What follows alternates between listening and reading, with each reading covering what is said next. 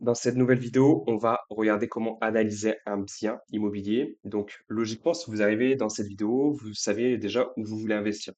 Vous savez si on a de la demande locative dans cette ville et vous savez la stratégie que vous voulez appliquer. Là, ce que je vais vous montrer, ça va s'appliquer pour la location classique, ça va s'appliquer pour de la colocation et ça va aussi s'appliquer pour de la location courte durée.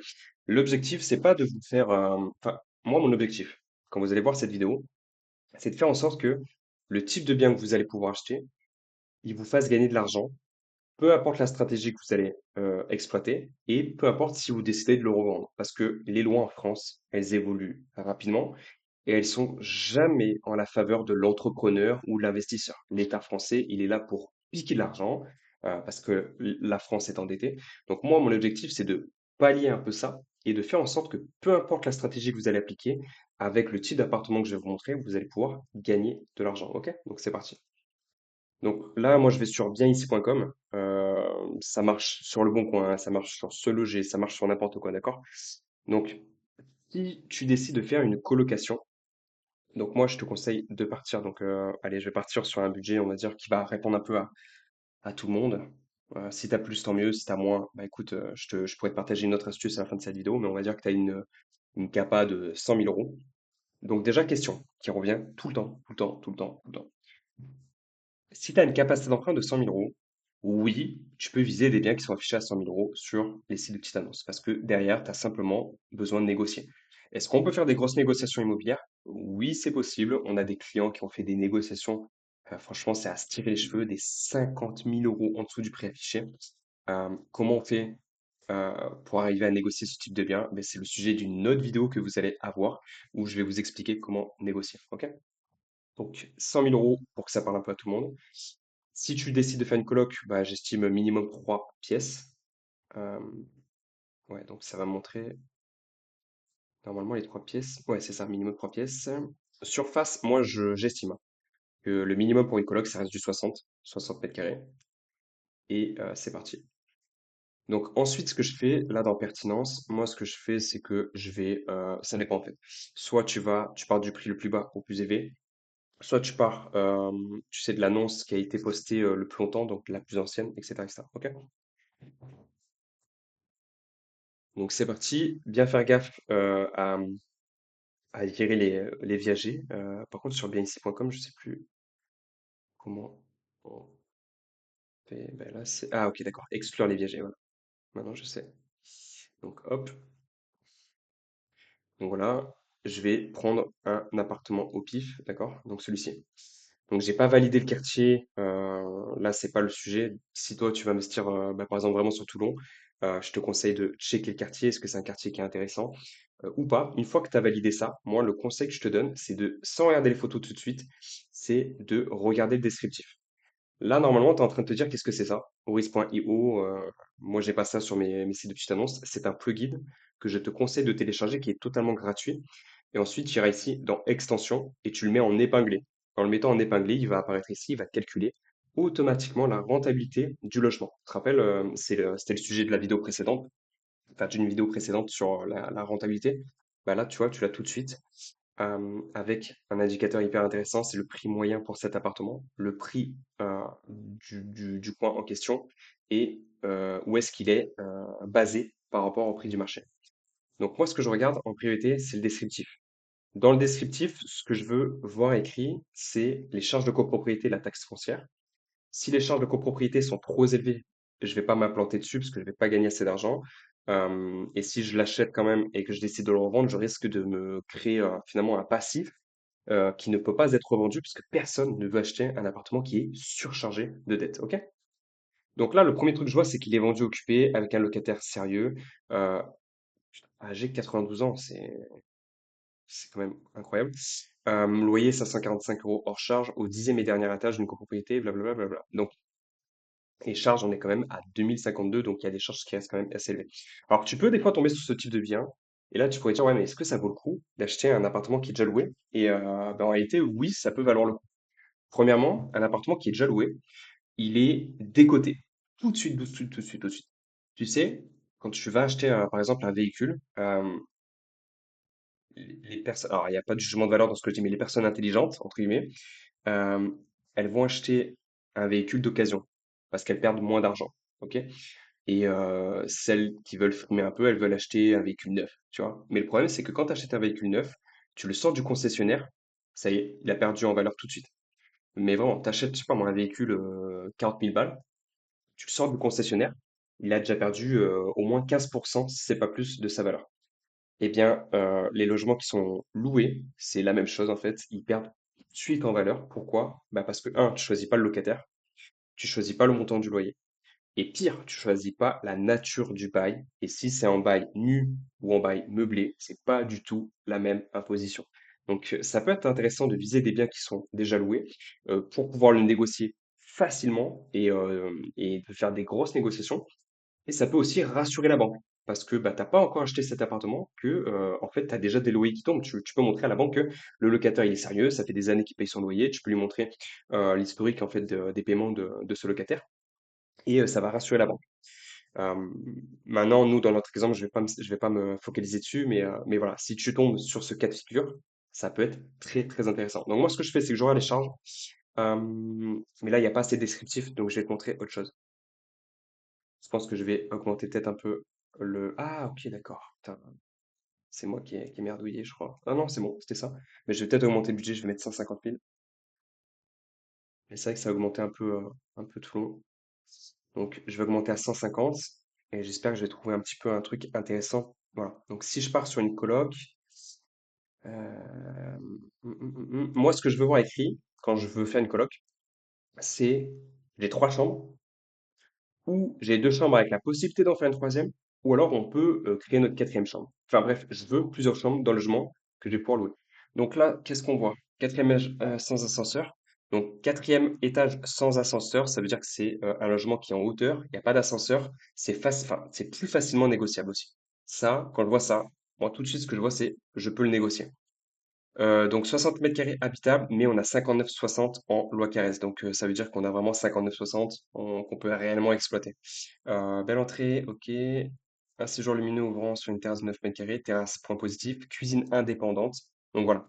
Moi, ce que je veux voir écrit, c'est minimum de chambres avec la possibilité d'en créer une troisième. C'est ce que je viens de te dire tout à l'heure. Et là, qu'est-ce que je vois? J'ai une cuisine qui est séparée, elle est indépendante, de 9,50 m. Donc c'est parfait. Ça veut dire que je pourrais la créer en chambre parce qu'elle est supérieure, enfin, elle fait au minimum 9 mètres carrés. Et j'ai déjà mes deux chambres. Fait. Une salle d'eau, toilette séparée, ça sert plus pour la coloc. Grand espace de rangement, prévoir petits travaux, façade et toiture récemment rénovée, vendue avec une grande cave. On se souhaite la possibilité d'écrire un garage dans la résidence. Ben, pour le coup, ça peut être une bonne affaire. Et il est bas. Donc, c'est où? Oui, ok. Ouais, enfin, c'est pas les quartiers, les pires quartiers, mais ok. Bah, ça peut être pour une personne qui voit cette vidéo et qui veut investir sur Toulon, ça peut être intéressant. Ok. Pour le coup, ça peut être vraiment intéressant. Donc, belle terrasse. Ok.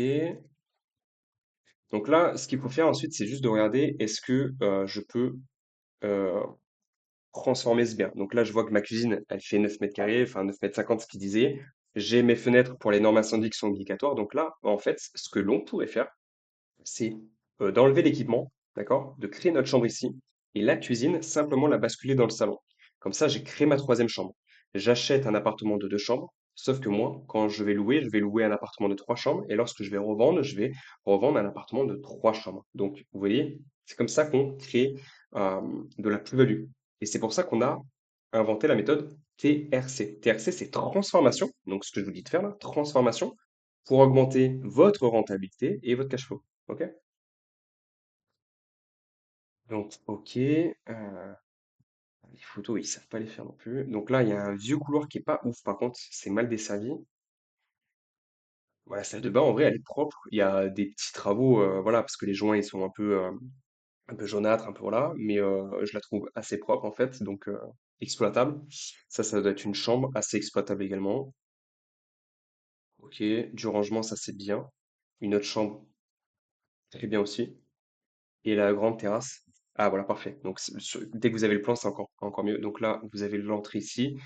Voilà, c'est ça, c'est le couloir qui est pas ouf, que j'aime pas trop. Euh, ok. Bah, il est très bien. Il est très très bien. Donc en fait là, ce qu'on pourrait faire, alors si moi je devais acheter cet appartement, je vous explique ce que je ferais, hein. Donc ça, c'est mon entrée. Ici, là, vous voyez cette cloison, je la supprime. Je la supprime tout de suite. Pourquoi? Parce que dès que vous rentrez dans cette espèce de sas, vous avez tout de suite l'éclairage de cette grande baie vitrée. Et là, en fait, au lieu d'avoir ce couloir qui est mal desservi, regardez comment il est moche. euh, Hop, regardez, vous rentrez là, donc ça c'est le salon derrière. Vous rentrez ici, ça fait tout exigu, enfin c'est sombre, c'est pas beau, voilà la vieille moquette, plus la lampe qui pend et tout, enfin y a rien qui va dans cette entrée. Par contre, mettez-vous à la place des travaux terminés, le locataire qui entre. Ici, ce vieux couloir qui est moche là, on met un beau carrelage effet bois ou un beau parquet dans un ton clair qui reflète la lumière. Au lieu d'avoir l'ampoule qui est dégueulasse, je mets un beau spot lumineux, quelque chose qui est agréable.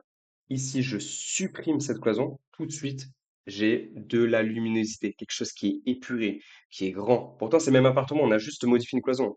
Donc moi, ce que je ferais, c'est que je ferais sauter cette cloison et la cuisine qui est ici, je la basculerai dans le salon. D'accord? Enfin, moi, c'est ce que je ferais. À la limite, peut-être garder, peut-être faire. Vous voyez où j'ai ma souris? Peut-être supprimer que ce qui est en dessous. Donc, garder peut-être ce petit L, comme ça. Voilà, juste ici. Et là, de mettre la cuisine en L. Voilà, c'est faisable, hein, ok? Il y a plein de choses qui sont faisables. Ou mettre la cuisine ici et le salon plus vers là. Voilà, il y a plein de choses qui peuvent se faire. Mais regardez comme c'est immense l'espace qu'on peut récupérer avec le couloir. Et là, vous allez me dire, ouais, mais c'est t'es bien gentil, on décale la cuisine sur un plan, c'est facile, comment on fait? Donc, en fait, là, la cuisine qui est ici, vous la supprimez, ça devient une nouvelle chambre. Et vous allez simplement mettre un faux plafond dans cette pièce-là. Donc ici, le couloir et là, le séjour cuisine. Vous allez mettre un faux plafond et vous allez tirer des tuyaux. Enfin, c'est votre plombier qui va tirer des tuyaux, soit dans le faux plafond avec un Sony broyeur qui va pousser les évacuations vers les évacuations du tout à l'égout. Ouais, c'est un peu des termes techniques. J'ai peur de vous perdre. Je ne vais pas trop rentrer dans les détails parce qu'après, vous allez me dire, mec, j'ai rien compris à ce que tu dis. C'est des termes techniques, d'accord? Mais c'est faisable. Ou soit se récupérer sur le WC, en fait, tout simplement. On peut mettre la cuisine, par exemple, ici. Et ça serait même mieux, ouais, de mettre la cuisine ici, dans ce petit L, d'accord? Et là, de faire un tout petit faux plafond ici et de récupérer les évacuations de la cuisine dans le WC. Voilà. Donc ça, c'est des termes de plombier qui, voilà, il vous expliquera ça, ok? Euh, et voilà, moi, c'est comme ça que je ferais la plus-value de ce logement. J'arrive, gros éclairage, c'est épuré, il y a de la grandeur, on se sent tout de suite voilà, dans un grand appartement. Pourtant, c'est le même, hein, mais on se sent tout de suite dans un grand appartement. Et en plus, j'ai une nouvelle chambre. Donc, c'est parfait. Il y a une grande terrasse. Enfin là, ce type d'appartement, pour de la location courte durée, ça cartonne. Pour de la colocation, ça cartonne. Donc, imaginez un instant avec moi, s'il vous plaît. Donc là, vous avez votre troisième chambre maintenant. Pendant 9 mois, donc de septembre à fin mai, début juin, vous avez vos 3 étudiants ici, d'accord, ils sont contents, ils viennent à l'université. Leur année scolaire est terminée, ils rentrent chez papa et maman. Bah oui, s'ils font une colocation, c'est que potentiellement ils habitent pas dans la même ville, donc l'été arrive, ils rentrent chez eux. Et bien cet appartement, vous le louez en location courte durée. Vous allez condamner une des chambres pour votre femme de ménage, donc vous la condamnez à clé, hein. Vous laissez les clés à votre femme de ménage, et dans cette chambre, vous allez mettre du stock papier toilette, je sais pas moi, produit lave-vaisselle, un étendoir, bref, ça va être le stock pour la femme de ménage. Et le reste, vous l'exploitez pour vos clients en location courte durée. Et là, vous arrivez avec 500 euros de cash flow net dans votre poche très facilement avec ce type de projet. Donc, bah, moi, je valide ce type de bien. Après, bah, bien sûr, il faut valider le quartier. Il faut regarder plein d'autres éléments comme le règlement de copropriété, si on a le droit de faire de la location courte durée et de la coloc. Il faut regarder le dernier PV d'Assemblée générale, si on n'a pas des travaux qui vont être votés, etc., etc. Mais hyper intéressant. Donc voilà, c'est ce type de bien qu'il faut acheter. Des appartements qui sont transformables pour appliquer la méthode TRC. Transformation, donc le T de transformation. Le R, c'est la rentabilité. Et le C, c'est cash flow. J'espère que cette vidéo t'a plu. N'hésite pas à nous dire sur les réseaux sociaux, Instagram, TikTok, Facebook, peu importe où tu nous suis, ce que tu penses de ces vidéos, si ça a pu t'aider. Et je te dis à très vite pour une prochaine vidéo.